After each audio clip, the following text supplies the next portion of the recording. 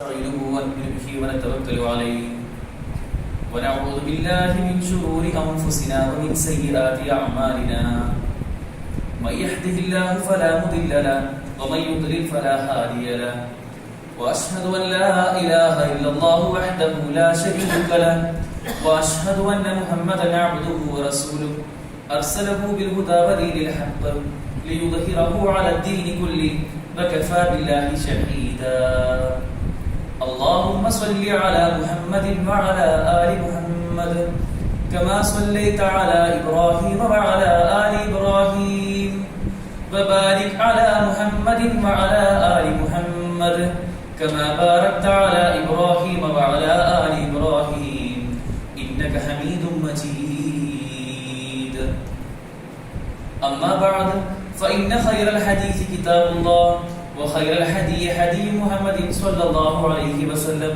وشر الأمور محدثاتها وكل محدثة بدعة وكل بدعة ضلالة وكل ضلالة في النار أعوذ بالله من الشيطان الرجيم بسم الله الرحمن الرحيم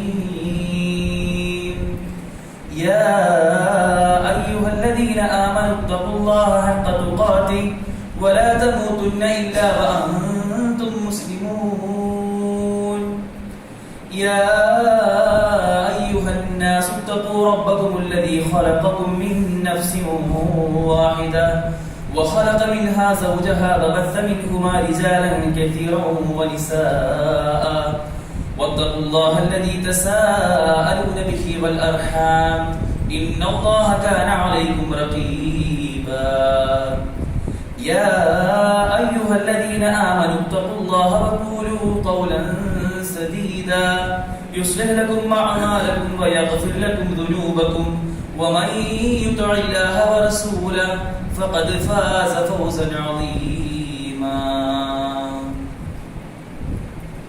وعباد الرحمن الذين يمشون على الأرض حونا وإذا خاطبهم الجاهلون قالوا سلاما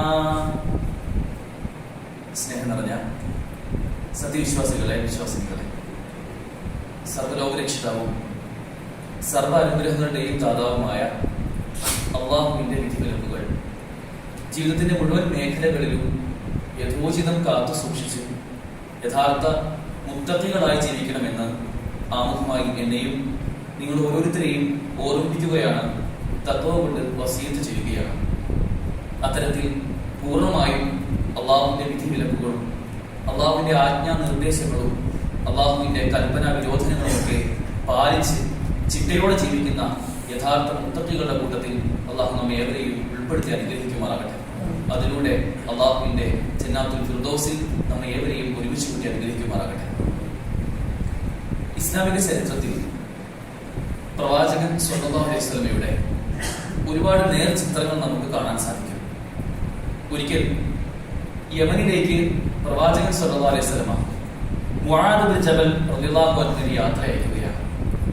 ആ യാത്രയിൽ റസൂൽ സ്വല്ലല്ലാഹു അലൈഹി വസല്ലമ ആ യാത്ര വാഹനത്തിന്റെ കൂടെ സഞ്ചരിക്കുകയും ആ വാഹനത്തിൽ മുആദ് റളിയല്ലാഹു അൻഹു ഇരുന്ന് യാത്ര ചെയ്യുകയും ചെയ്യുന്ന ഒരു രീതി നമുക്ക് കാണാൻ സാധിക്കും. ഇസ്ലാമിക ചരിത്രത്തിൽ എപ്പോഴും അങ്ങനെയായിരുന്നു. പ്രവാചകൻ സ്വല്ലല്ലാഹു അലൈഹി വസല്ലം എന്ന ഒരുപാട് വലിയ സാമ്രാജ്യത്തിന്റെ അധിപനായിരുന്ന റസൂൽ സ്വല്ലല്ലാഹു അലൈഹി വസല്ലം റസൂൽ അവരുടെ കൂടെ ഒരാളായി ജീവിക്കാൻ എപ്പോഴും ശ്രമിച്ചിരുന്നു. അതിന് ഒരുപാട് ചിത്രങ്ങൾ നമുക്ക് വായിച്ചെടുക്കാൻ സാധിക്കും എന്നുള്ളതാണ്. പ്രവാചകനിൽ മാത്രമല്ല, റസൂൽ സ്വല്ലല്ലാഹു അലൈഹി വസല്ലമയുടെ സ്വഹാബിമാരാവട്ടെ, ആ സ്വഹാബിമാരെ കണ്ട് ജീവിച്ചിരുന്ന താബിഈകളാവട്ടെ, അതിനുശേഷം വന്നവരാട്ടെ, അവരിൽ എല്ലാവരിലുമുള്ള ഒരു പൊതുവായ ഗുണമായിരുന്നു അവരെല്ലാം ഒറ്റക്കെട്ടായി ഒരു സമുദായമായിക്കൊണ്ട് ആരും ആരെക്കാളും മേലെയല്ല, ആരും ആരെക്കാളും താഴെയുമല്ല, അവരെല്ലാം ഒരു സമുദായമായി ഒറ്റക്കെട്ടായി ജീവിക്കാൻ അവർക്ക് സാധിച്ചിരുന്നു എന്നുള്ളതാണ്. ഖലീഫമാരുടെ ചരിത്രം നമുക്കറിയാം. ഖലീഫമാർ പലപ്പോഴും അവരുടെ ഉറക്കം പള്ളികളിലായിരുന്നു. അവർ പൊതുജനങ്ങളോടൊപ്പം സഹവസിച്ചുകൊണ്ട് തന്നെ അവർക്ക് ആവശ്യമായ എല്ലാം ചെയ്തു കൊടുക്കുമായിരുന്നു. പൊതുജനങ്ങൾക്ക് ഒരുപക്ഷെ വിറകുകളെടുത്ത് ഒരു സ്ഥലത്ത് നിന്ന് മറ്റൊരു സ്ഥലത്തേക്ക് അത് കൊണ്ടുപോകേണ്ട ആവശ്യമാണുള്ളത് എങ്കിൽ ഖലീഫ അതിനെ സഹായിക്കുമായിരുന്നു. ഒരുപക്ഷെ ഒരു പാവപ്പെട്ട സ്ത്രീ അവർ ഒറ്റയ്ക്കാണ് താമസിക്കുന്നത്, അവർ ദരിദ്രയാണ് എങ്കിൽ അവരെ കണ്ടറിഞ്ഞ് അവർക്ക് എന്താണോ ആവശ്യം, അവരുടെ വസ്ത്രം അലക്കലാണോ ആവശ്യം എങ്കിൽ അത് ചെയ്തു കൊടുക്കാം, അതല്ല ഭക്ഷണം പാകം ചെയ്യലാണോ ആവശ്യം അതും ചെയ്തു കൊടുക്കാം. ഇതൊന്നും ആരും കാണാതെ ആരും അറിയാതെ ചെയ്തു കൊടുക്കുന്ന ഒരു സമ്പ്രദായവും ഇസ്ലാമിലെ ഖലീഫുമാർക്കുണ്ടായിരുന്നു. സഹോദരങ്ങളെ, ആരാണ് ഇസ്ലാമിലെ പ്രവാചകൻ സല്ലല്ലാഹു അലൈഹി വസല്ലം, അല്ലെങ്കിൽ ആരാണ് ആ റസൂലിന് ശേഷം വന്ന ഖലീഫുമാർ റളിയല്ലാഹു അൻഹും അജ്മഈൻ? അവരെല്ലാവരും ചെയ്ത വലിയ മാതൃക എന്നത് അവരെല്ലാം ഒറ്റക്കെട്ടായി സമൂഹത്തിൽ ആരും ആരേക്കാൾ മുകളിലും താഴെയുമല്ല എന്ന സന്ദേശം ജീവിതം കൊണ്ട് ചെയ്തു കാണിക്കാൻ അവർക്കൊക്കെ സാധിച്ചിരുന്നു എന്നുള്ളതാണ്. ഇന്നത്തെ കാലത്ത് നമുക്ക് ചിന്തിക്കാൻ പോലും കഴിയാത്ത വലിയൊരു സമ്പ്രദായമായിരുന്നു അവിടെ ഉണ്ടായിരുന്നത്. സ്വഹാബിമാരായ അബൂദർ റളിയല്ലാഹു അൻഹു, അബൂ ഹുറൈറ റളിയല്ലാഹു അൻഹു, അവർ രണ്ടുപേരും റിപ്പോർട്ടിൽ ഹദീസിൽ പറയുമായിരുന്നു, പ്രവാചകൻ സ്വല്ലല്ലാഹു അലൈഹി വസല്ലം പ്രവാചകന്റെ അനുചരന്മാരോടൊപ്പം സ്വഹാബിമാരോടൊപ്പം പ്രവാചകൻ എപ്പോഴും ഇരിക്കുമായിരുന്നു. ഒരിക്കൽ പുറത്തു നിന്ന് അപരിചിതനായ ഒരു വ്യക്തി വരികയാണ്. അദ്ദേഹം വന്ന് ആ ഒരു കൂട്ടത്തിൽ റസൂൽ ഉണ്ട് എന്ന് അദ്ദേഹത്തിന് ഒരു വാർത്ത കിട്ടി. അവിടെ വന്ന് അദ്ദേഹം റസൂലിനെ ഇങ്ങനെ തിരയുകയാണ് ആ കൂട്ടത്തിൽ. പക്ഷെ അദ്ദേഹത്തിന് കണ്ടുപിടിക്കാൻ കഴിയുന്നില്ല. കാരണം അവരെ പോലെ അവരുടെ കൂടെ അതേ വസ്ത്രധാരണവും അതേ രൂപത്തിലുള്ള ജീവിതക്രമവുമായിട്ടായിരുന്നു പ്രവാചകൻ സ്വല്ലല്ലാഹു അലൈഹി വസല്ലം ജീവിച്ചിരുന്നത്. അത്രമേൽ അവരുമായി ഇഴകിച്ചേർന്ന ഒരു ജീവിതം ജീവിക്കാൻ അവർക്ക് സാധിച്ചു എന്നുള്ളതാണ്. യഥാർത്ഥത്തിൽ ഒരു സത്യവിശ്വാസിക്ക് ഉണ്ടാവേണ്ട, ഒരു വിശ്വാസിക്ക് ഉണ്ടാവേണ്ട യഥാർത്ഥ ഗുണം എന്നതും ഇത്തരത്തിൽ നമ്മൾ ഏറ്റവും നല്ല സ്വഭാവത്തിന്റെ ഉടമകളാവുക എന്നതാണ്. പ്രവാചകൻ സല്ലല്ലാഹു അലൈഹി വസല്ലമയുടെ സ്വഭാവത്തിന്റെ സവിശേഷത എന്താണെന്ന് ചോദിച്ചപ്പോൾ നമ്മുടെ ഉമ്മ ആയിഷ റളിയല്ലാഹു അൻഹ പറഞ്ഞൊരു മറുപടി നമുക്ക് അറിയാമല്ലോ. കാന ഖുൽഖുഹു ഖുർആൻ. റസൂലിന്റെ സ്വഭാവം എന്നാൽ അത് ഖുർആനായിരുന്നു. ഖുർആനിൽ എന്തെല്ലാം ഉണ്ടോ എന്തെല്ലാം ഇല്ലയോ അതൊക്കെ റസൂലിന്റെ ജീവിതത്തിൽ അച്ചട്ടായി കാണുമായിരുന്നു. ഖുർആൻ സഞ്ചരിക്കുന്ന ഖുർആനായി നമുക്ക് റസൂലിനെ ഉപമിക്കാമെന്ന് റസൂലിന്റെ പ്രിയ പത്നി ആയിഷ റളിയല്ലാഹു അൻഹയാണ് പറഞ്ഞു തരുന്നത്. നമ്മുടെയൊക്കെ ഭാര്യമാരോട് നമ്മുടെ സ്വഭാവത്തെ പറ്റി ചോദിച്ചാൽ എന്തായിരിക്കും മറുപടി ഉണ്ടാവുക? ഖുർആനാണ് നാം ഉണ്ടാവുക? അതല്ല. ഒരിക്കലും പറയാൻ ആഗ്രഹിക്കാത്ത മറുപടികൾ വരെ ഒരുപക്ഷെ സംഭവിച്ചിരിക്കാം. പ്രിയപ്പെട്ടവർ, നമുക്കെല്ലാം വലിയ മാതൃകയാണ് ഇതിലൊക്കെയുള്ളത്. നമ്മുടെ സ്വഭാവത്തിൽ എന്തെല്ലാം മാറ്റങ്ങളാണോ വരേണ്ടത്, എന്തെല്ലാം തിരുത്തലുകളാണ് ആവശ്യമുള്ളത്, അതൊക്കെ വരുത്താനുള്ള വലിയ സമയമായി നമ്മൾ എപ്പോഴും സ്വയം വിലയിരുത്തേണ്ടതുണ്ട്. സ്വയം അത്തരത്തിലുള്ള മാറ്റങ്ങൾ നമ്മൾ കാരണമാകേണ്ടതുണ്ട്. എന്നാൽ അതിനൊക്കെ തടസ്സമായി നിൽക്കുന്ന രണ്ട് പ്രധാനപ്പെട്ട വിഷയങ്ങളുണ്ട്, രണ്ട് പ്രധാനപ്പെട്ട സ്വഭാവ സവിശേഷതകളുണ്ട്. ആ രണ്ട് വിശേഷങ്ങൾ നമ്മളിൽ ഉണ്ട് എങ്കിൽ തീർച്ചയായും വലിയ പ്രത്യാഘാതങ്ങൾ, വലിയ പ്രയാസങ്ങൾ നമ്മൾ അനുഭവിക്കാനുണ്ട് എന്ന യാഥാർത്ഥ്യം നമ്മൾ തിരിച്ചറിയുക. ഇവിടെ ആമുഖത്തിൽ ഓതി വെച്ച ആയത്ത് വഇബാദുർ റഹ്മാനില്ലദീന യംശൂന അലൽ അർദി ഹൗനാ വഇദാ ഖാതബഹുമുൽ ജാഹിലൂന ഖാലൂ സലാമാ. അല്ലാഹു സുബ്ഹാനഹു വ തആല അല്ലാഹുവിന്റെ പ്രിയപ്പെട്ട അടിയാന്മാരുടെ കൂട്ടത്തിൽ ചില ആളുകളുടെ പ്രത്യേകതകൾ പറയുന്നു. ഇബാദുർ റഹ്മാൻ, അള്ളാഹുവിന്റെ അല്ലെങ്കിൽ പരമകാരുണികന്റെ അടിമകളായ ചില ആളുകളുടെ പ്രത്യേകതയിൽപ്പെട്ട ഏറ്റവും പ്രധാനപ്പെട്ട ഒന്നാമത്തെ പ്രത്യേകതയായി പറയുന്ന കാര്യം അല്ലദീന യംശൂന അലൽ അർദ്, അവർ ഭൂമിയിൽ നടക്കുന്നവരാണ്. എങ്ങനെ നടക്കുന്നവരാണ്? ഹൗന, വിനയത്തോടു കൂടി, യാതൊരു നിലയ്ക്കുമുള്ള അഹങ്കാരവും ഇല്ലാതെ വിനയത്തോടെ നടക്കുന്ന ആളുകളാണ് അവർ. വഇദാ ഖാതബഹുമുൽ ജാഹിലൂന, അവരുടെ അടുക്കലെങ്ങാനും അവിവേകികളായ ആളുകൾ വന്ന് സംസാരിച്ചു കഴിഞ്ഞാൽ ഖാലൂ സലാമ, അവരോട് സമാധാനത്തിന്റെ വർത്തമാനം മാത്രം തിരിച്ചു പറയുന്ന, ഒരുപക്ഷെ നമ്മളെ പ്രകോപിപ്പിക്കാൻ ആവശ്യമായ രൂപത്തിൽ പലതും കുത്തി കുത്തി കുത്തി നോവിക്കാനുള്ള പല സംസാരങ്ങളും ഉണ്ടായേക്കാം. അവിടെയൊക്കെ സലാമ, ഖാലൂ സലാമ, ഏറ്റവും സമാധാനപരമായി മറുപടി പറയാൻ അത്തരം ആളുകൾക്ക് സാധിക്കുന്നതാണ്. സഹോദരങ്ങളെ, നമ്മുടെയൊക്കെ ജീവിതത്തിൽ നമ്മൾ കാത്തു സൂക്ഷിക്കേണ്ട പ്രധാനപ്പെട്ട, നമുക്ക് ഒരിക്കലും ഉണ്ടാവാൻ പാടില്ലാത്ത രണ്ട് ഗുണങ്ങൾ, അതിന് വലിയ ശ്രദ്ധ നമുക്കുണ്ടെങ്കിൽ ഇത്തരത്തിൽ ഇബാദുർ റഹ്മാന്റെ കൂട്ടത്തിൽ നമുക്കും ഉൾപ്പെടാൻ സാധിക്കും. ആ രണ്ട് ഗുണങ്ങൾ എന്നത് ഒരിക്കലും ഉണ്ടാവാൻ പാടില്ലാത്ത രണ്ട് ഗുണങ്ങൾ, അത് യഥാർത്ഥത്തിൽ അൽ കിബ്ർ വ ഉജ്ബ്. ഒന്ന് അഹങ്കാരമാണ്, രണ്ട് താൻപോരിമയാണ്. ഈ രണ്ട് ഗുണങ്ങൾ ആരുടെയെല്ലാം മനസ്സിലേക്ക് കടന്നു വരുന്നുവോ അവന് വലിയ നഷ്ടമാണ് ഭാവിയിൽ അവൻ കാത്തിരിക്കുന്നത് എന്നുള്ളതാണ്. ഒന്ന് കിബ്റാണ്, അഹങ്കാരമാണ്, ഞാനാണ് ഏറ്റവും വലിയവൻ എന്നുള്ള ചില ചിന്തയാണ്. രണ്ടാമതായ ഉജ്ബാണ്, താൻപോരിമ, ഞാൻ മാത്രമാണ് എല്ലാം, ഞാൻ ചെയ്യുന്നത് മാത്രമാണ് ശരി, അല്ലാത്തതെല്ലാം തെറ്റാണ്, മോശമാണ് എന്നുള്ള ചിന്തയാണ്. ഇത് രണ്ടും പലപ്പോഴും ചേർന്ന് നിൽക്കുന്ന രണ്ട് സാധനങ്ങളാണ്. ഈ രണ്ട് ഗുണങ്ങളും ഒരിക്കലും ഒരു വിശ്വാസി ഉണ്ടാവാൻ പാടില്ല. ഈ രണ്ട് സ്വഭാവ മൂല്യങ്ങളും നമ്മളിൽ ഉണ്ട് എങ്കിൽ വലിയ പ്രയാസങ്ങൾ നമുക്ക് അനുഭവിക്കാറുണ്ട്. രണ്ട് തരത്തിലാണ് പണ്ഡിതന്മാർ അഹങ്കാരത്തെ വിശേഷിപ്പിച്ചത്. രണ്ട് രൂപത്തിലുള്ള അഹങ്കാരം ഉണ്ടാവും. ഒന്ന് ദീനിനോടുള്ള അഹങ്കാരമാണ്. മതപരമായ കൽപ്പനകളും മൂല്യങ്ങളും ഒക്കെ ഉണ്ടാകുമ്പോൾ അതിനോട് ഏത് നിലയ്ക്കും എതിരായി നിൽക്കുന്ന ഒരു സ്വഭാവം. എന്തെല്ലാമാണോ ഇസ്ലാമിൽ കൽപ്പനകളായിട്ടുള്ളത് അതൊന്നും ചെയ്യില്ല. ഇസ്ലാം വിരോധിച്ച കാര്യങ്ങൾ എന്താണോ അതൊക്കെ ചെയ്യുകയും ചെയ്യും. എന്നിട്ടോ പേര് മുഹമ്മദ് എന്നുമുള്ള ഇസ്ലാമിക നാമം ധരിച്ചുകൊണ്ട് ജീവിക്കുന്ന ഒരു മറ്റു മുസ്ലിമീങ്ങൾ. ആലോചിച്ചു സഹോദരങ്ങളെ, നാമമാത്രമായ പേരിൽ മാത്രമുള്ള മുസ്ലിമീങ്ങളായി മാറുന്ന ഒരു പ്രകൃതം പലപ്പോഴും കണ്ടുവരുന്നുണ്ട്. ഇസ്ലാമിൽ ഇത്തരത്തിൽ രണ്ടു തരത്തിലുള്ള അഹങ്കാരമുണ്ട് എന്ന് പണ്ഡിതന്മാർ പറഞ്ഞുതരാണ്. അതിൽ ഒന്നാമത്തേത് ദീനിനോടുള്ള അഹങ്കാരമാണ്, രണ്ടാമത്തേത് ജനങ്ങളോടുള്ള അഹങ്കാരമാണ്. പ്രിയപ്പെട്ടവരെ, കഴിഞ്ഞ ദിവസം ജനുവരി 1 അതിന്റെ തലേ ദിവസം ഡിസംബർ 31 പുതിയൊരു വർഷത്തെ കാത്തിരുന്നുകൊണ്ട് ഒരുപാടധികം ആളുകൾ അവരുടേതായ മതപരമായ വിശ്വാസങ്ങളും ആചാരങ്ങളും ഒക്കെ അതിന് പിന്നാമ്പുറത്ത് ഉണ്ടായിട്ട് പോലും അത്തരം ആഘോഷങ്ങളിലേക്ക് അവർ ഒരുങ്ങിയിറങ്ങുമ്പോൾ നമ്മളും എങ്ങനെയാണ് അത്തരം ആഘോഷത്തിലേക്ക് പോകാൻ സാധിക്കുക? മതപരമായി നമുക്ക് യാതൊരു മാതൃകയും ഇല്ലാത്ത ന്യൂ ഇയർ പോലുള്ള, ഇല്ലെങ്കിൽ കുറച്ചുകൂടി കടന്നു കൈ നമ്മൾ പറയുകയാണെങ്കിൽ ക്രിസ്മസ് പോലുള്ള ആഘോഷങ്ങൾ, ഒരിക്കലും ഒരു മുസ്ലിമിന് അത്തരം ആഘോഷങ്ങളിൽ പങ്കുചേരാൻ കഴിയില്ല.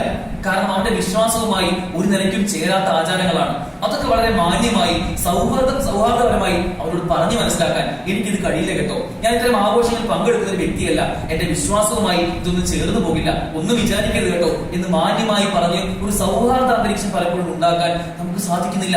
മറിച്ച് ഉണ്ടാവുന്നതോ ബാക്കിയുള്ള എല്ലാ മതക്കാരും അല്ലെങ്കിൽ മറ്റു ആശയക്കാരുമെല്ലാം എന്തെല്ലാം ആഘോഷങ്ങളാണുള്ളത്, എന്തെല്ലാം ആസ്വാദനങ്ങളാണ് അവർക്കുള്ളത്, അതിന്റെ പിന്നാലെ പോകുന്ന, കലണ്ടറിൽ എങ്ങാനും ഒരു ചുവന്ന നിറമുണ്ടെങ്കിൽ അത് ആഘോഷിക്കാനുള്ള ഒരു ലൈസൻസ് ആയി കാണുന്ന ഒരു പ്രകൃത പലപ്പോഴും കാണാറുണ്ട്.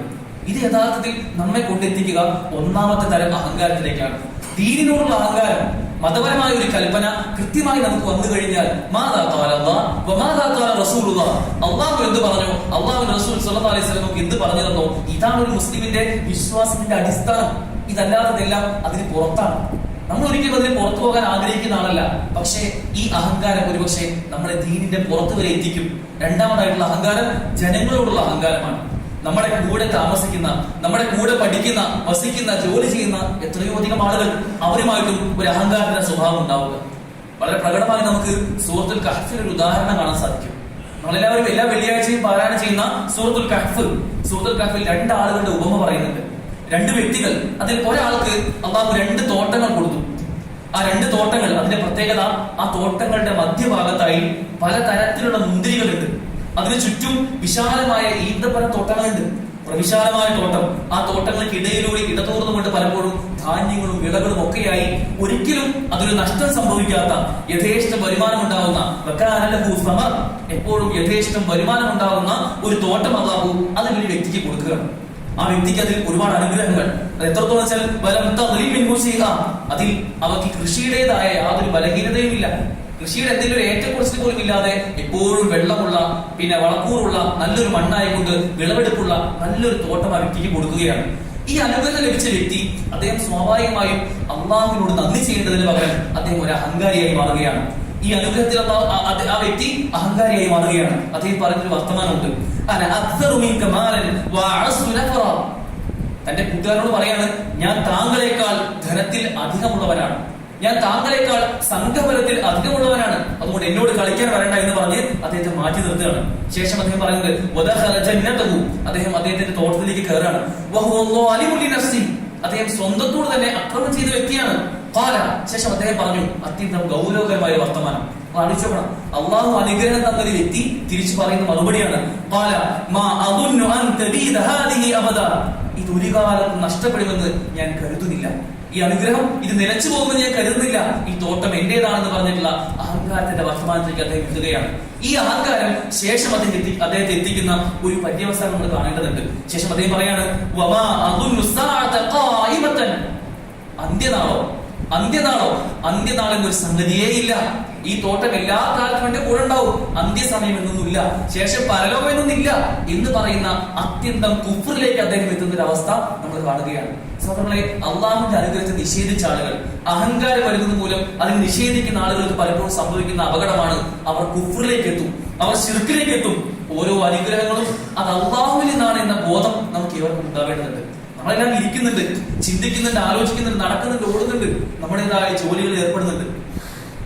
ഈ ഈ അനുഗ്രഹങ്ങളെല്ലാം തന്ന അള്ളാഹുവിനോട് നന്ദി കാണിക്കുക എന്നതാണ് ഓരോ നിമിഷവും ഒരു വിശ്വാസം ഉണ്ടാവേണ്ട ഗുണം. അതല്ലാതെ മറിച്ച് ഇതൊക്കെ എന്റെ കഴിവാണ്, ഞാൻ ഉണ്ടാക്കിയെടുത്താണ് എന്റെ സമ്പാദ്യം, എന്റെ വീടും ജോലിയും കുടുംബവും ഒക്കെ ഞാൻ പഠിച്ച് വളർന്ന് അധ്വാനിച്ചുണ്ടാക്കിയതാണ് എന്നൊരു ചിന്ത നമുക്ക് ഉണ്ടാവാൻ പാടില്ല. ഇതെല്ലാം അള്ളാഹുവിന്റെ അനുഗ്രഹമാണ്, അള്ളാഹു നമുക്ക് നൽകിയ നിയാമത്തുകളാണ്. ഓരോ നിമിഷവും അള്ളാഹുവിന് നന്ദി ചെയ്യാൻ നമ്മൾ നിർബന്ധിതരാണ് എന്ന ബോധ്യമാണ് നമുക്ക് ഉണ്ടാവേണ്ടത്. ഇത്തരമൊരു ചിന്ത ഇസ്ലാമിക സമൂഹത്തിൽ പോലും ഉണ്ടായിട്ടുണ്ട്. ഹുനൈൻ യുദ്ധത്തിന്റെ സമയത്ത് സൂറത്ത് തൗബയിലെ 25-ാമത്തെ വചനത്തിൽ നമുക്ക് കാണാൻ സാധിക്കും. ഹുനൈൻ യുദ്ധത്തിന്റെ സമയത്ത് മുസ്ലിങ്ങൾക്ക് ചില ചിന്തകൾ വരികയാണ്. അവർക്ക് ഗനീമത്തായി ലഭിച്ച കുറെ സ്വത്തുകൾ ഉണ്ടായിരുന്നു. ആ സ്വത്തുകൾക്ക് ലഭിച്ചപ്പോൾ അവർ ചിന്തിച്ചു, ഇത്തവണ യുദ്ധത്തിൽ നമുക്ക് കുറെ എണ്ണം, നമ്മൾ പണ്ടത്തേക്കാൾ കുറച്ച് അംഗബലം നമുക്കുണ്ട്, നമുക്ക് എണ്ണവും വണ്ണവും ഒക്കെ നമ്മൾ മുമ്പിലാണ്. അതുകൊണ്ട് ഇപ്രാവശ്യം നമുക്ക് ജയിക്കാനുള്ള എല്ലാ സാധ്യതകളും ഉണ്ട് എന്ന് മുസ്ലിം സമൂഹം ചിന്തിക്കുകയാണ്. ഈ ചിന്ത അവർക്ക് വന്നതോടുകൂടി അള്ളാഹു അവരെ പരീക്ഷിക്കാൻ തീരുമാനിച്ചു. ശേഷം അള്ളാഹു പരീക്ഷിക്കുകയും ആ യുദ്ധത്തിൽ അവർക്ക് തിരിഞ്ഞോടേണ്ട അവസ്ഥ അവർക്ക് ഉണ്ടാവുകയും ചെയ്തു. ഭയവിഹ്വലരായി അവർ. ശേഷം അള്ളാഹു അവർക്ക് പിന്നീട് വിജയം കൊടുത്തു എന്നുള്ളതാണ്. അപ്പൊ അള്ളാഹുവിന്റെ പരീക്ഷണം എപ്പോഴും നമുക്ക് ഉണ്ടാവും എന്ന ചിന്തയാണ് നമുക്ക് ഉണ്ടാവേണ്ടത്. ഹസനുൽ ബസ്രി റഹിമഹുല്ലാഹ് അദ്ദേഹം പറയുന്നുണ്ട്, മൻ ശർറുൻ നാസ് എന്ന് അദ്ദേഹത്തോട് ചോദിക്കുകയാണ്, ജനങ്ങളിൽ ഏറ്റവും മോശക്കാരൻ ആരാണ്? അദ്ദേഹം പറയുന്ന മറുപടി, മൻ യറാ അന്നഹു അഫ്ദലുഹും, ആരാണോ ഞാൻ ഇവരിൽ ഏറ്റവും നല്ലവരാണെന്ന് ചിന്തിക്കുന്നത് അത്തരം ആളുകളാണ് ജനങ്ങളിൽ ഏറ്റവും മോശക്കാർ. ഞാനാണ് ഈ കൂട്ടത്തിൽ ഏറ്റവും നല്ലവൻ, ഞാൻ ഏറ്റവും നന്നായി സംസാരിക്കാൻ അറിയുന്നവൻ, ഞാനാണ് ഏറ്റവും നന്നായി ഇവിടെ പാട്ട് പാടാനും ഖുർആൻ പാരായണം ചെയ്യാൻ കഴിവുള്ള ആൾ, എനിക്കാണ് ഏറ്റവും അധികം സമ്പത്തുള്ളത്, ഞാനാണ് ഏറ്റവും ഉയർന്ന പദവിയിലുള്ളത് എന്നൊക്കെ ചിന്തിക്കുന്ന ആളുകളുണ്ടല്ലോ, അവരാണ് ഏറ്റവും ശർറുൻ നാസ്, ഏറ്റവും മോശക്കാരായിട്ടുള്ള ആളുകൾ എന്ന് ഹസനുൽ ബസ്രി റഹിമഹുല്ലാഹ് പറയുകയാണ്. സഹോദരങ്ങളെ, ഈ ചിന്ത നമുക്ക് ചരിത്രത്തിൽ ഉടനീളം കാണാൻ സാധിക്കും. മൂസാ നബി അലൈഹി സ്വലാമിന്റെ സമയത്തുണ്ടായിരുന്ന ജീവിച്ചിരുന്ന ഒരു വ്യക്തിയായിരുന്നു ഖാറൂൻ. ഖാറൂന്റെ പതനം നമുക്ക് ഖുർആനിലൂടെ കാണാൻ സാധിക്കും. വലിയ സമ്പത്തിന്റെ ഉടമയായിരുന്നു ഖാറൂൻ.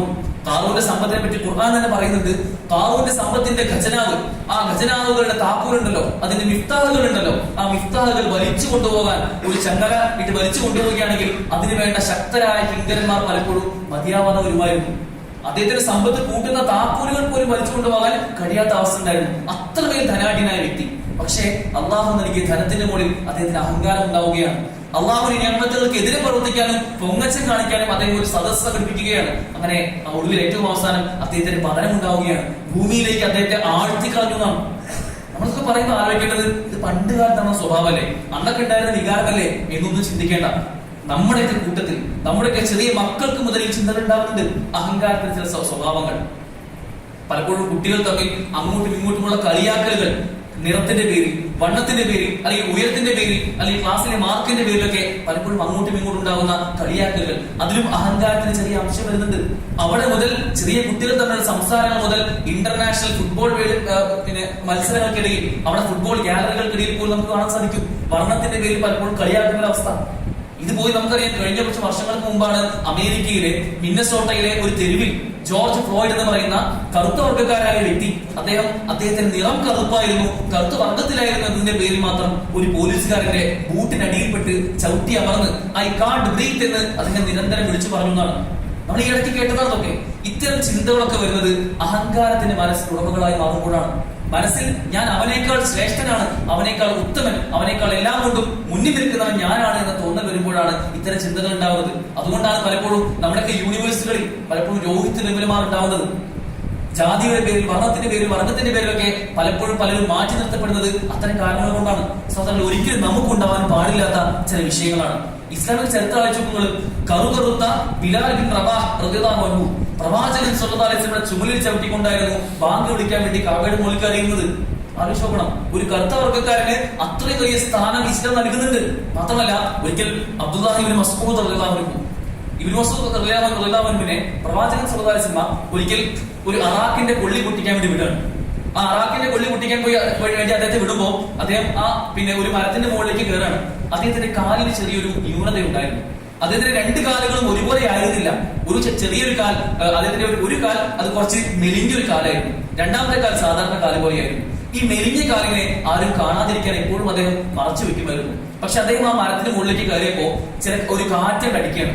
ആ കാറ്റ് വന്നപ്പോ അദ്ദേഹത്തിന് തുണി ലേശം പാറുകയും അദ്ദേഹത്തിന് ഈ ന്യൂനതയുള്ള കാല് കൂടെയുള്ള സ്വഹാബിമാര് കാണാണ്. സ്വഹാബിമാരാണ് ഈ ന്യൂനതയുള്ള കാല് കണ്ടപ്പോ അവരിൽ കുറച്ചു പേര് ചിരിച്ചു. കണ്ടപ്പോൾ അവർക്ക് ഒരു പരിഹാസം തോന്നി. ആ ചിരിച്ചു. ആ ചിരി കണ്ട് പ്രവാചകൻ സല്ലല്ലാഹു അലൈഹി വസല്ലം വളരെ ഗൗരവത്തിൽ അവരോട് പറഞ്ഞ വർത്തമാനമുണ്ട്. നാളെ പരലോകത്ത് ഇബ്നു മസ്ഊദിന്റെ കാലുണ്ടല്ലോ, ഈ കാലിന് ഉഹുദിനേക്കാൾ ഏറെ ഭാരമുള്ളതായിരിക്കും ഈ കാലുകൾ എന്ന് പ്രവാചകൻ സല്ലല്ലാഹു അലൈഹി വസല്ലം പറഞ്ഞു കൊടുക്കുകയാണ്. അതുകൊണ്ട് ന്യൂനതയുണ്ടോ, എന്തെങ്കിലും വിഷയത്തിൽ താഴ്ന്നവരാണോ എന്നതൊന്നും വിഷയമല്ല. അള്ളാഹുവിന്റെ മുമ്പിൽ എല്ലാവരും സമന്മാരാണ്. ആ ചിന്തയാണ് നമുക്കും ഉണ്ടാവേണ്ടത്. നമ്മുടെ കൂടെയുള്ള എല്ലാവരോടും, നമ്മുടെ കൂടെയുള്ള സഹജീവികളോടെല്ലാം ഒരേ രൂപത്തിൽ പെരുമാറാൻ നമുക്ക് സാധിക്കേണ്ടതുണ്ട്. സഹോദരങ്ങളെ, അത്തരത്തിൽ അഹങ്കാരം എന്ന ചിന്ത നമുക്കുണ്ടെങ്കിൽ നമുക്കുണ്ടാവുന്ന ശിക്ഷകളെ പറ്റി നാം തിരിച്ചറിയേണ്ടതുണ്ട്. അല്ലാഹു റസൂൽ സല്ലല്ലാഹു അലൈഹി വസല്ലം പറയുകയാണ്, ലാ യദ്ഖുലുൽ ജന്നത മൻ കാന ഫീ ഖൽബിഹി മിസ്ഖാല ദർറത്തിൻ മിൻ കിബ്ർ.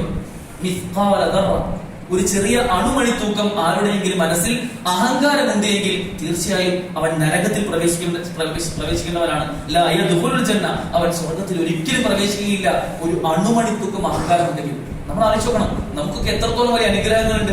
ആ അനുഗ്രഹങ്ങളിൽ എവിടെയെങ്കിലും അഹങ്കാരം കടന്നു വരുന്നുണ്ടെങ്കിൽ ഗൗരവത്തിൽ അത് തിരുത്താൻ നമുക്ക് സാധിക്കണം. ഇത് കേട്ടപ്പോ അല്ലാഹു റസൂൽ സ്വഹാബത്ത് ചോദിക്കുന്നുണ്ട്, ഖാല ഖാല റജുലു ഇന്ന റജുല യുഹിബ്ബു അൻ യകൂന സൗബഹു ഹസന വനഅലഹു ഹസന. അല്ലാഹു റസൂലേ, ഞങ്ങളിൽ ഒരാൾക്ക് ഒരുപക്ഷെ ആഗ്രഹം വരികയാണ്, ഏറ്റവും നല്ലൊരു വസ്ത്രം ധരിക്കണം, ഏറ്റവും നല്ല ചെരുപ്പ് ധരിക്കണം എന്ന് ആഗ്രഹിക്കുന്നുണ്ടെങ്കിൽ അതും ഈ അഹങ്കാരത്തിന് കൂടുതൽ വിടുമോ റസൂലെ എന്ന് ചോദിച്ചപ്പോ അല്ലാഹു റസൂൽ പറയുന്നുണ്ട്, ഇന്നല്ലാഹ ജമീലുൻ, അല്ലാഹു ഭംഗിയുള്ളവനാണ്, യുഹിബ്ബുൽ ജമാൽ, അല്ലാഹു ഭംഗിയെ ഇഷ്ടപ്പെടുകയും ചെയ്യുന്നുണ്ട്. അതുകൊണ്ട് ഭംഗിയല്ല അഹങ്കാരത്തിന് മാനദണ്ഡം. നമുക്ക് ഏറ്റവും ഭംഗിയായി വൃത്തിയായി ഉള്ളതിൽ ഏറ്റവും നല്ലത് ധരിച്ചുകൊണ്ട് നല്ല മൂല്യങ്ങളോടുകൂടി ജീവിക്കാൻ നമുക്ക് സാധിക്കണം. അതിലൊന്നും തെറ്റില്ല. പക്ഷെ മറിച്ച് അതിൽ അഹങ്കാരം കാണിക്കുകയാണെങ്കിൽ ലാ യദ്ഖുലുൽ ജന്ന, അവർ സ്വർഗ്ഗത്തിൽ പ്രവേശിക്കുകയില്ല എന്ന് നമ്മൾ തിരിച്ചറിയേണ്ടതുണ്ട്. ശേഷം അല്ലാഹു റസൂൽ പറയുകയാണ്, അൽ കിബ്റു ബത്തറുൽ ഹഖ് വഗംതുൻ നാസ്. കിബ്ർ എന്നാൽ, അഹങ്കാരം എന്നാൽ ബത്തറുൽ ഹഖ്, ന്യായമായ കാര്യങ്ങളെ ധിക്കരിക്കലാണ്. സത്യമാണെന്ന് അറിഞ്ഞിട്ടും അതിനെ ധിക്കരിക്കുന്ന അവസ്ഥയാണ് അഹങ്കാരം. വഗംതുൻ നാസ്. ശേഷം പറയാണ്, ജനങ്ങളോട് പുച്ഛം കാണിക്കലുമാണ് അഹങ്കാരം. രണ്ട് കാര്യം പറഞ്ഞ അഹങ്കാരത്തെ പറ്റിയിട്ട്. ഒന്ന്, സത്യത്തെ ധിക്കരിക്കലാണ്. രണ്ട്, ജനങ്ങളോട് പുച്ഛം കാണിക്കലാണ്. ഈ രണ്ട് മൂല്യങ്ങളും നമ്മളിൽ ഉണ്ടെങ്കിൽ പ്രിയപ്പെട്ടവരെ വളരെ വേഗം തിരുത്താൻ നമുക്ക് സാധിക്കണം. ഇബ്നു മസ്ഊദ് റളിയല്ലാഹു അൻഹു പറയുന്നുണ്ട്, അൽ ഹലാക ഫീ ഷൈഇൻ, രണ്ട് കാര്യങ്ങൾ നിങ്ങൾക്ക് നാശമുണ്ട്. ഏതൊക്കെയാണ് രണ്ട് കാര്യങ്ങൾ? അൽ ഉജ്ബു വൽ ഖലൂത്ത്. ഒന്ന് ഉജ്ബാണ്, എന്നാൽ താൻ പോരുമയാണ്, താനാണ് വലിയവൻ എന്ന ചിന്തയാണ് ഉജ്ബ്. രണ്ടാമതായി അൽ ഖലൂത്ത്, എന്നെ കൊണ്ട് ഒന്നിനും കഴിയില്ല എന്ന് പറഞ്ഞ് എല്ലാത്തിൽ നിന്നും മാറി നിൽക്കുന്ന അവസ്ഥ. ഇത് രണ്ടും നമുക്ക് ഉണ്ടാവാൻ പാടില്ല. നമുക്ക് ചെയ്യാൻ കഴിയുന്ന കാര്യങ്ങളൊക്കെ നമ്മൾ സമൂഹത്തിന് കൂടെ നിന്ന് ചെയ്യണം. അതൊക്കെ നന്മയായിരിക്കണം. എന്നാൽ അതിനപ്പുറം നമുക്ക് എന്തെങ്കിലും കാര്യത്തിൽ ചെയ്യാനുള്ള ഒരു അധികാരം ഉണ്ടെങ്കിൽ, അത്രയും അനുഗ്രഹം കിട്ടിയെങ്കിൽ അതിൽ താൻപോരിമ കാണിക്കുക എന്നത്, ഒഴിവ് കാണിക്കുക എന്നത് നമുക്കൊരിക്കലും ഉണ്ടാവാൻ പാടില്ല. ചില ചിന്തകളാണ്, ചില ആൾക്കാർക്ക് ഉണ്ടാകുന്ന ചില ആലോചനകളാണ്. ഞാനൊരു സംഭവമാണ്, ഞാൻ ചെയ്യുന്ന കാര്യമൊക്കെ ഏറ്റവും മനോഹരമായിട്ട് ചെയ്യാൻ കഴിയുന്നുണ്ട്, ഏറ്റവും നന്നായി പഠിച്ച് നല്ല മാർക്ക് വാങ്ങാൻ കോളേജിൽ ഏറ്റവും ടോപ്പർ ആവാൻ എനിക്ക് കഴിയുന്നുണ്ട്, അത്രയും നല്ലൊരു മാർക്ക് വാങ്ങിയിട്ടാണ് ഞാൻ ഒരു ഉന്നതമായ കോളേജിൽ പഠിക്കാനോട് ചേർന്നിട്ടുള്ളത്. എന്റെ കഴിവുകൾ, എന്റെ പാട്ട്, എന്റെ സംസാരം, എന്റെ ഇടപെടലുകൾ, എന്റെ മറ്റുള്ളവരുമായുള്ള ഡീലിങ്ങുകൾ, ഇതൊക്കെ ഏറ്റവും പെർഫെക്റ്റ് ആണ് എന്നുള്ള ചിന്ത ഞാനെങ്ങാനും ഇല്ലായിരുന്നെങ്കിൽ ഇതൊന്നുകൂടെ നടക്കില്ലായിരുന്നു. ചില പള്ളി കമ്മിറ്റിയുള്ള ആളുകൾക്ക് ചിന്ത ഉണ്ടാവും. ചില ആളുകൾ ചിന്തിക്കാൻ ഞാനാണ് ഇതെല്ലാം നടത്തുന്നത്, ഞാനില്ലായിരുന്നെങ്കിൽ ഈ പള്ളിയുടെ അവസ്ഥ. ചില ആളുകൾ ചിന്തിക്കുന്നതാണ്. നമുക്കൊരിക്കലും അത്തരം ചിന്ത ഉണ്ടാവാൻ പാടില്ല. നമ്മുടെ ഹോസ്പിറ്റലിലോ നമ്മുടെ ഡ്യൂട്ടികളിലോ നമ്മളില്ലെങ്കിൽ പോലും കാര്യങ്ങൾ നടക്കുന്ന സഹോദരങ്ങളെ, നമ്മളില്ലെങ്കിൽ ഒരുപക്ഷെ മറ്റൊരാൾ ആ കാര്യം ഏറ്റെടുക്കാനുണ്ടാവും. മറിച്ച് നമ്മൾ മാത്രമേ ഉള്ളുന്ന ചിന്ത അത് നമ്മളെ തന്നെ ഇല്ലാതാക്കും എന്ന കാര്യം നമ്മൾ തിരിച്ചറിയുന്നുണ്ട്.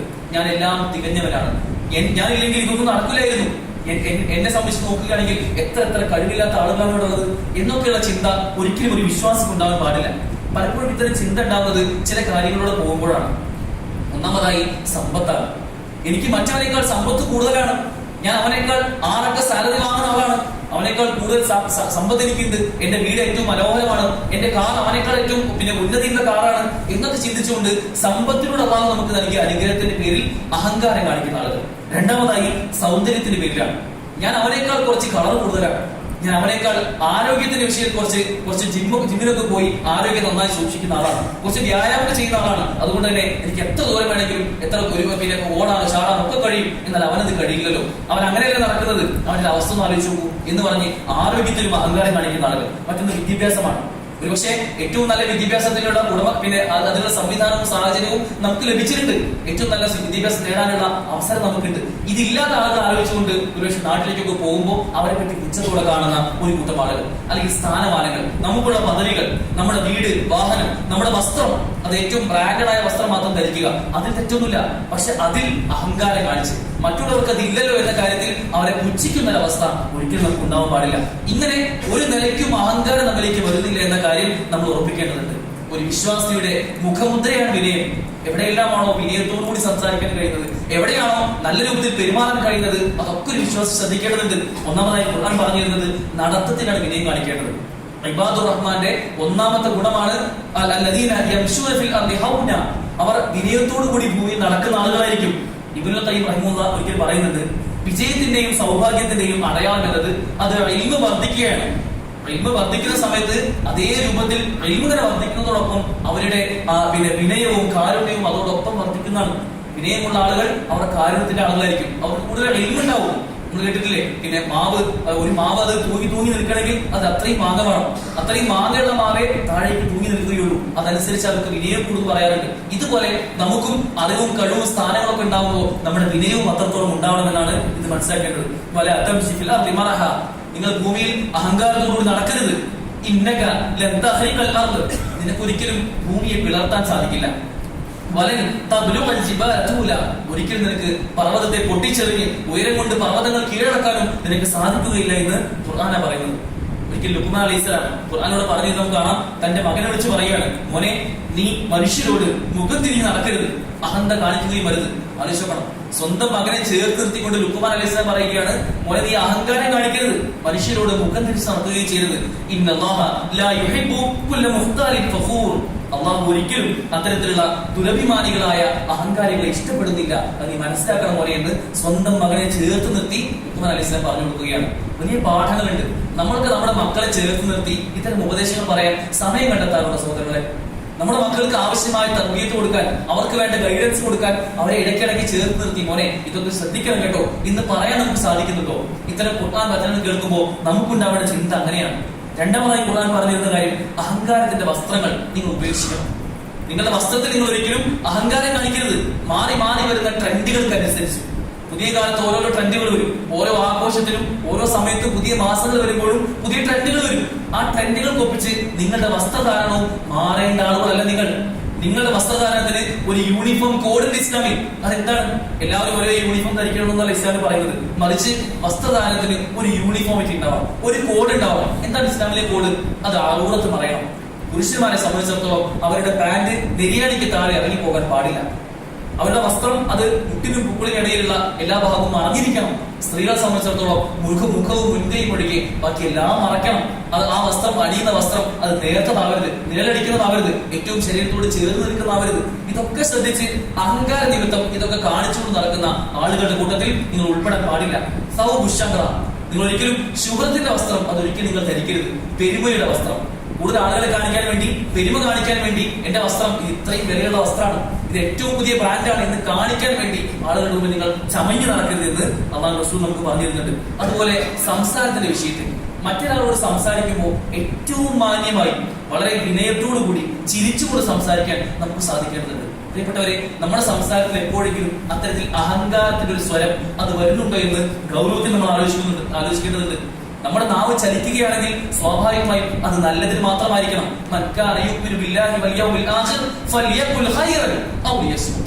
ആരെങ്കിലും അള്ളാഹുവിലും അന്ത്യദിനത്തിലും വിശ്വസിക്കുകയാണെങ്കിൽ അവൻ നല്ലത് പറയട്ടെ, പറയുകയാണെങ്കിൽ നല്ലത് പറയട്ടെ, അല്ലെങ്കിൽ മിണ്ടാതിരിക്കട്ടെ. അതുകൊണ്ടൊരു ശത്രുവില്ലല്ലോ, മിണ്ടാതിന്റെ പ്രശ്നമില്ലല്ലോ.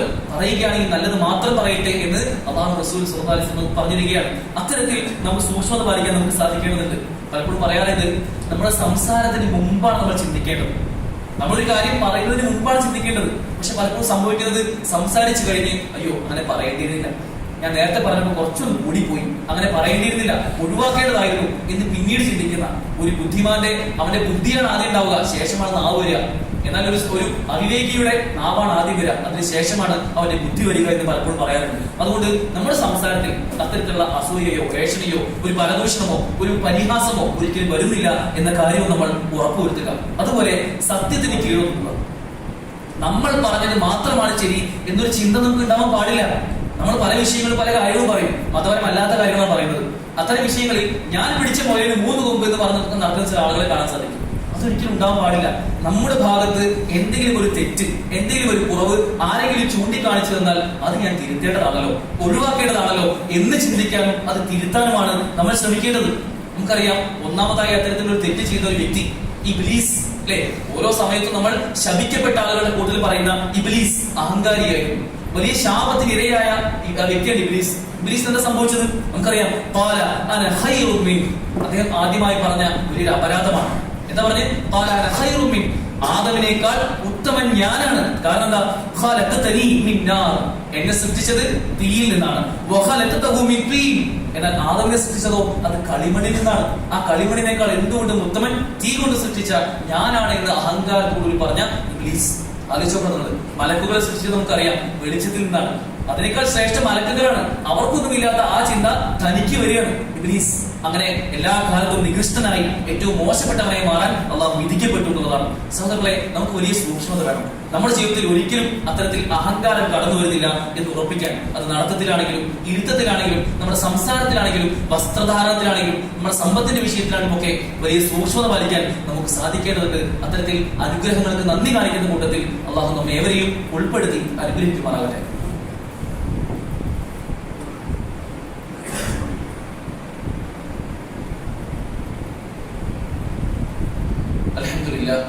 അസ്സലാത്തു വസ്സലാമു അലാ റസൂലില്ലാഹി വഅലാ ആലിഹി വസഹ്ബിഹി അജ്മഈൻ. അമ്മാ ബഅദ്.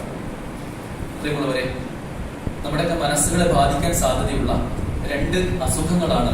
ഒന്ന് കിബിർ അല്ലെങ്കിൽ അഹങ്കാരം, രണ്ട് ഉജ്ബ് അല്ലെങ്കിൽ താൻപൂരിമ. ഇതൊരിക്കലും നമുക്ക് ഉണ്ടാവാൻ പാടില്ല എന്ന കാര്യം നമ്മൾ മനസ്സിലാക്കി. നമ്മുടെ ആരാധനകൾ അതെല്ലാം സക്രിയമാവണമെങ്കിൽ, ഏറ്റവും ആത്മാർത്ഥമായി അള്ളാഹുവോട് നമുക്ക് ഇബാദത്തുകൾ വർദ്ധിപ്പിക്കണമെങ്കിൽ ഈ രണ്ട് ഗുണങ്ങളും നമുക്ക് ഉണ്ടാവാൻ പാടില്ല. ഈ രണ്ട് ഗുണങ്ങളുള്ള വ്യക്തിക്ക് അവന്റെ ആരാധനയിൽ സൂക്ഷ്മത ഉണ്ടാവില്ല. നമസ്കരിക്കാൻ നിൽക്കുമ്പോൾ ഞാനാണ് ഏറ്റവും വലിയ ചിന്ത അതുമായി കടന്നു വന്ന് അത്തരം ഒരു പ്രകൃതമുള്ള ഒരു വ്യക്തിക്ക് അവനെ ആത്മാർത്ഥമായി അള്ളാഹുവോട് പ്രാർത്ഥിക്കാൻ സാധിക്കില്ല. അവനെല്ലാം തുറന്നു പറയാൻ സാധിക്കില്ല. അവനൊന്നും അള്ളാഹുവോട് കരഞ്ഞ് പ്രാർത്ഥിക്കാൻ പോലും പലപ്പോഴും കഴിഞ്ഞു പോകണമെന്നില്ല. മാത്രമല്ല, അത്തരം വ്യക്തികൾക്ക് എന്തെല്ലാം തിരുത്തിന്റെ വർത്തമാനങ്ങൾ വന്നാലും നീ ചെയ്തത് മോശമാണ്, അത് തെറ്റാണ് എന്ന് പറഞ്ഞാൽ പോലും അതൊന്നും ഹൃദയങ്ങളിലേക്ക് ഇറങ്ങാത്ത ഒരവസ്ഥയിൽ വരും. അങ്ങനെ മൂടുപടങ്ങളുള്ള എന്തെല്ലാമോ ആണ് പറഞ്ഞ് നടക്കുന്ന ആളുകൾ അങ്ങനെ തന്നെ പോകാനുള്ള ഒരു സാധ്യതയുണ്ട്. നമ്മളൊന്നും അത്തരം കൂട്ടത്തിൽ ഉൾപ്പെടുന്നില്ല എന്ന് ഉറപ്പിക്കാൻ നമുക്ക് സാധിക്കണം. നന്മകൾ എവിടെയുണ്ടോ അവിടെ നമ്മളുണ്ട്. തിന്മയാണോ ഒഴിവാക്കേണ്ടതാണോ അത് എനിക്കില്ല എന്ന് പറയാനുള്ള അത്തരം തൗഫീഖ് ലഭിച്ച ആളുകളുടെ കൂട്ടത്തിൽ നമുക്ക് ഉൾപ്പെടാൻ സാധിക്കേണ്ടതുണ്ട്. വലിയ മാതൃകകൾ നമുക്കുണ്ട്. സലഫുകളുടെ ജീവിതത്തിലും കാണാൻ സാധിക്കും. സലഫുകൾ പറയാണ്, ഒരിക്കൽ ഒരു വ്യക്തി അദ്ദേഹം പറയുന്നുണ്ട്, ഞാൻ തഹജ്ജുദ് നമസ്കരിക്കുന്ന വ്യക്തിയാണ്. തഹജ്ജുദ് നമസ്കരിക്കുമ്പോൾ എനിക്കുണ്ടാവുന്ന ചിന്ത, ഞാൻ എല്ലാ ദിവസവും തഹജ്ജുദ് നമസ്കരിക്കുന്ന വ്യക്തിയാണ് എന്ന് പറയുന്നതിനേക്കാൾ ഉത്തമമായി ഒരിക്കൽ പലപ്പോഴും പിന്നെ അദ്ദേഹം ഒരു ദിവസം രാത്രി മുഴുവനായി നമസ്കരിക്കുകയാണ്. തഹജ്ജുദ് രാത്രി തുടക്കം മുതൽ അവസാനം വരെ തഹജ്ജുദ് നമസ്കരിക്കുകയാണ്. ഞാൻ ഒരിക്കൽ ഈ രാത്രി മുഴുവനും നമസ്കരിച്ചു എന്ന് പറയുന്നതിനേക്കാൾ ഉത്തമം എനിക്ക് എന്തെങ്കിലുമൊക്കെ ആ നമസ്കാരം ഒഴിവാക്കപ്പെടുന്നതാണ്. ഒരിക്കലും ഞാൻ എല്ലാം തികഞ്ഞവരാണെന്ന് പറയുന്നത് കേൾക്കാൻ ഞാൻ താല്പര്യപ്പെടുന്നില്ല എന്ന് അവരൊക്കെ പറയാണ്. പിന്നെ എങ്ങനെയാണ് നമുക്കൊക്കെ ഇബാദത്തുകളുടെ കാര്യത്തിൽ പോലും അത്രമേൽ സൂക്ഷ്മതയുള്ള നമ്മുടെ മുൻഗാമികളുടെ മാതൃക ഉണ്ടാകുമ്പോൾ നമുക്ക് എങ്ങനെയാണ് അള്ളാഹു നൽകിയ അനുഗ്രഹങ്ങളിൽ അതിൽ അഹങ്കാരം കാണിക്കാൻ സാധിക്കുക? നമുക്ക് എങ്ങനെയാണ് ആരോഗ്യത്തിന്റെ വിഷയത്തിലോ സമ്പത്തിന്റെ വിഷയത്തിലോ അഹങ്കാരികളായി മാറാൻ സാധിക്കുക? പ്രിയമുള്ളവരെ, ആരോഗ്യമുണ്ട് എന്ന് തോന്നുന്ന നമ്മൾ ചിന്തിക്കേണ്ട പ്രധാനപ്പെട്ട കാര്യം, ഒരു സ്ട്രോക്ക് വന്നാൽ മതി. നമ്മൾ ഈ ഒഴുകിക്കൊണ്ടിരിക്കുന്ന ബ്ലഡിലോ അതിൽ ചെറിയൊരു ക്ലോട്ട് വന്ന് അത് ഹാർട്ടിലേക്ക് പോയാൽ ഹാർട്ട് അറ്റാക്ക് ആയി, അത് ബ്രെയിനിലേക്ക് പോയ സ്ട്രോക്കായി. അങ്ങനെ തീരാനുള്ള വളരെ നിസ്സാരമായ ഒരു ജീവിതമാണ് എന്റെയും നിങ്ങളുടെയും എന്ന ചിന്ത നമുക്ക് ഉണ്ടാവേണ്ടതുണ്ട്. അത്തരത്തിൽ ഖബർ കാണുന്നത് വരെ അത്ര മാത്രമേ നിങ്ങളുടെ പൊങ്ങച്ചമുള്ളൂ, അത്ര മാത്രമേ നിങ്ങളുടെ ജീവിതമുള്ളൂ എന്ന് അള്ളാഹു നമുക്ക് പറഞ്ഞു തരുമ്പോൾ ജീവിതത്തിൽ നശ്വരമായ നിസ്സഹായമായ ഒരു അവസ്ഥ നമുക്ക് ഇവർക്കും വരാനുണ്ട്. ആ മരണത്തിന് മുമ്പ് നന്നായി ഒരുങ്ങാനും അഹങ്കാരമില്ലാത്ത ഏറ്റവും വിനയത്തോടുകൂടി ജീവിക്കുന്ന, എല്ലാവരോടും മാന്യമായി പെരുമാറുന്ന, നല്ല രൂപത്തിൽ ജീവിക്കുന്ന ആളുകളുടെ കൂട്ടത്തിൽ ഉൾപ്പെടാൻ നമുക്കൊക്കെ സാധിക്കണം. അള്ളാഹുവിനുള്ള തൗഫീഖ് നമുക്ക് ഏവർക്കും നൽകി അനുഗ്രഹിക്കുമാറാകട്ടെ. അഹങ്കാരമില്ലാത്ത വിനയത്തിന്റെ ഉടമകളായി ജീവിക്കുന്ന ആളുകളുടെ കൂട്ടത്തിൽ അള്ളാഹു നമ്മെ ഏവരെയും ഉൾപ്പെടുത്തി അനുഗ്രഹിക്കുമാറാകട്ടെ. എന്തെങ്കിലും തെറ്റുകുറ്റങ്ങൾ നമ്മുടെ ജീവിതത്തിൽ സംഭവിച്ചു പോയിട്ടുണ്ടെങ്കിൽ അത് ചെറുതാവട്ടെ വലുതാവട്ടെ അള്ളാഹു നമുക്ക് ഏവർക്കും പുറത്തു മാപ്പാക്കി തരുമാറാകട്ടെ. നമ്മൾ ഇന്ന് മരണപ്പെട്ടു പോയ നമ്മുടെ മുൻഗാമികൾ, നമ്മുടെ ഉമ്മമാർ ഉപ്പമാർ സഹഭാരവാഹികൾ, അവർക്കെല്ലാം അള്ളാഹു മഗ്ഫിറത്തും റഹ്മത്തും ഒക്കെ നൽകി അനുഗ്രഹിക്കുമാറാകട്ടെ. നമ്മളിത് രോഗം കൊണ്ടും കഷ്ടപ്പാട് കൊണ്ടും ഒരു ഹോസ്പിറ്റൽ പരിസരത്തായതുകൊണ്ട് തന്നെ പ്രയാസങ്ങൾ അനുഭവിക്കുന്ന ഒരുപാട് ആളുകളുണ്ട്. അവർക്കെല്ലാം അള്ളാഹു അവരുടെ രോഗമാവട്ടെ കഷ്ടപ്പാടാവട്ടെ അതെല്ലാം മാറ്റിക്കൊടുത്ത് ഏറ്റവും ആരോഗ്യകരമായ ജീവിതം ജീവിക്കാനുള്ള തൗഫീഖ് നൽകി അനുഗ്രഹിക്കുമാറാകട്ടെ. നമ്മുടെ മക്കളിലും കുടുംബത്തിലുമൊക്കെ അള്ളാഹു കൺകുളിർമ പ്രദാനം ചെയ്യുമാറാകട്ടെ. ലോകത്തിന്റെ വിവിധ ഭാഗങ്ങളിൽ പ്രയാസം അനുഭവിക്കുന്ന ആളുകൾ, അവരുടെ പ്രയാസങ്ങളെല്ലാം അള്ളാഹു നീട്ടിക്കൊടുത്ത് അത് മാറ്റിക്കൊടുത്ത് അവർക്ക് നിർഭയത്വവും സ്വാതന്ത്ര്യവും നൽകി അനുഗ്രഹിക്കുമാറാകട്ടെ. അള്ളാഹു والمسلمين والمسلمات والأحياء منهم والأموات اللهم أعز الإسلام والمسلمين وأذل الشرك والمشركين اللهم انصر إخواننا المجاهدين في فلسطين اللهم انصر إخواننا المجاهدين في فلسطين اللهم انصر إخواننا المجاهدين في كل مكان اللهم اجرنا من النار اللهم اجرنا من النار اللهم اجرنا من النار ربنا آتنا في الدنيا حسنة وفي الآخرة حسنة وقنا عذاب النار ربنا تقبل منا إنك أنت السميع العليم وتب علينا إنك أنت التواب الرحيم واغفر لنا يا غافر المذنبين والحمد لله رب العالمين.